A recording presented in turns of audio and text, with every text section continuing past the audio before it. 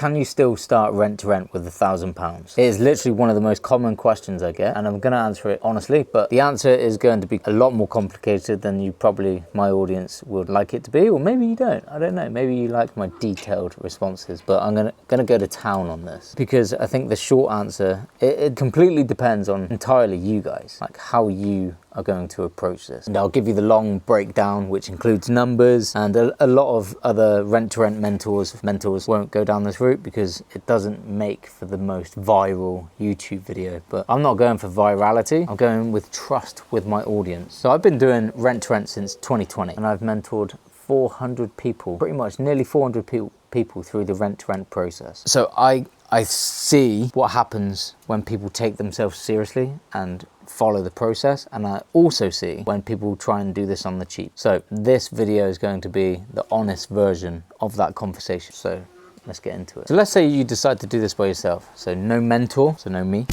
no course, you're not investing in any training whatsoever. Just YouTube, Google, free resources on the internet, and sheer determination. Fair enough. I do respect the do-it-yourself approach, the tenacity, the confidence. But let me show you what it actually costs, because I'm telling you now, a lot of people really do underestimate it. So first you're going to have your compliance, right? You're going to start your limited company, then you need compliance. So before you approach any estate agent or any landlord, you need to be legitimate. You need to be someone that they're going to take seriously. So you need to be a proper business, and a proper business has a set of requirements. Limited company registration, that's £100. Next is PRS, the Property Redress Scheme. So any legitimate property manager, you need this. If you're operating within property, you need this. So let's just say you're going with the entry level. I believe that is £230 per year. Then you're going to need ICO registration. That's Information Commissioner's Office. That's £40 a year. Then at the time of taking on a property, you're going to need public liability insurance. That's about £200 for each property per year, and that does vary depending on your coverage. Then a business bank account, that's probably free. Most are free, depends on your levels that you want the business account to go to, but yeah, just get the free version to start with. Then you'll need a website. Are you going to get that built yourself? Are you going to have that built for you or build it yourself? Either way, yeah, maximum £60 for the first year. So as you can see, this really is starting to ramp up now. And that's before you've even spoken to a single landlord or estate agent. And that's before AML, anti-money laundering, and CMP, client money protection. They are required if you're going to do deal sourcing or you're going to manage properties on behalf of the landlord. They're not cheap. So if that is the strategy you want to implement, you can add the cost of those. Anti-money laundering, I believe, is £740. Client money protection, the last time I checked, was £440 for the year. So your £1,000 is essentially gone before you've done anything. That's just setting up your business. But this is where it takes a little bit of a twist, and this is where a lot of people start to underestimate the costs. So let's say you do all of that on your own. You go through all of that, you pay for the setup, then you go out into the market, you find a landlord, you agree a rent, you shake their hands. Now you need a contract. Not a template that you download from the internet, not something you put together on ChatGPT. A legally sound management contract specific to the strategy that you're implementing, which has been signed off by a solicitor. It's a legally binding document that will protect you and the landlord and the arrangement that you've just made. A solicitor to write that contract for you per deal is about £2,200 plus VAT. Damn! Per deal. So your first deal alone, compliance plus contract, you're looking well into the 3,000 mark. And that's before you've spent a single penny on furniture, setup, software, or anything else inside the property. And you might be thinking, okay, I will find a contract from somewhere. You might find a contract from somewhere. Someone might give you a contract, but is it going to be specific to the terms and conditions that you've agreed with the landlord? Is it going to protect yourself if things go wrong? Are the right break clauses and termination clauses in there? But to be honest, a badly written contract or the wrong contract is, you might as well just have no contract, because if something does go wrong, and it's quite often things do go wrong or disagreements occur, then you are completely exposed. A landlord could take you to court for rent arrears, and you could find yourself liable to things that weren't agreed with to start with. And don't forget, you're a business. You're not a customer. You're not covered by any rights. There's no consumer rights. You signed a business contract if you had a business contract, but the landlord rented to a limited company. You're seen as a big boy in terms of the courts, someone who knew what they were doing. I want you to think about, if you are going to do this alone with no training and wing it, the consequences are catastrophic. And I know that sounds drastic, but you can get a CCJ, so it affects you personally. It will affect your finances massively. It affects your credit, your business, and your personal life. Don't treat this like a hobby. This is a business. It's not something you just try. You've got to get it right. Having a legal foundation really is important. Let's talk about the information side of, doing this alone. YouTube is incredible, and I genuinely mean that. We all use YouTube when we get stuck. We search for it and we find our answer. It's incredible. What YouTube does give you is the information in order as it's uploaded, not the order you need it. You might watch an amazing video on YouTube on how to structure an offer to a landlord. You might learn about serviced accommodation business model, all before learning about the compliance. You might learn about everything. You might be 3 hours into a social housing strategy, and then you find out that actually it doesn't support your area. What I'm saying is the information might exist. It won't exist in the order that you need it to avoid these expensive mistakes and to move fast. Speed is king as well. You can, if you're structuring a deal together, go and learn that phase to then implement it. You need to move fast. And here's the other thing. How do you know what you don't know? Because I've had students join the mentorship that have been out in the field by themselves for 6 months and absorbed a ton of information on the rent-to-rent strategy. And they felt really confident. They knew the concepts, they knew the business models, they knew their area, they knew the strategy. But what I found is they had fundamental gaps in the information to implement this correctly with no mistakes. Because you can't Google a question that you don't know how to ask. I had one student who was contacting landlords and estate agents for months, and they thought they knew what they were doing, and they didn't even have PRS registration.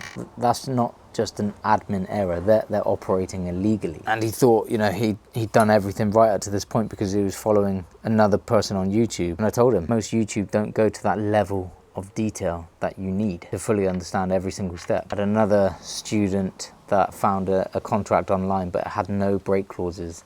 They were tied in for a 5-year term, no break clauses. And it also had no maintenance liability cap. That's an astronomical mistake to sign that contract. So they had no exit strategy. In my opinion, it was a disaster waiting to happen. But they didn't know what they didn't know. And that's the real cost of the do-it-yourself route. It isn't just the finances, it's the time you lose on doing it yourself. And also the relationships that you put at risk, landlords and estate agents that get fed up because you're taking too long. You hear the standard saying, don't you? You pay for training or you pay for mistakes. But those mistakes cost you more than an online course would have cost in the first place. So I want to say something that's going to be a bit unpopular. So for the huge majority of people that have said to me that they're going to give it a go themselves, and I've followed them, never seen them amount to any success in the rent-to-rent space at all. These are capable people. They're confident people, because without a clear sequenced process and a mentor or something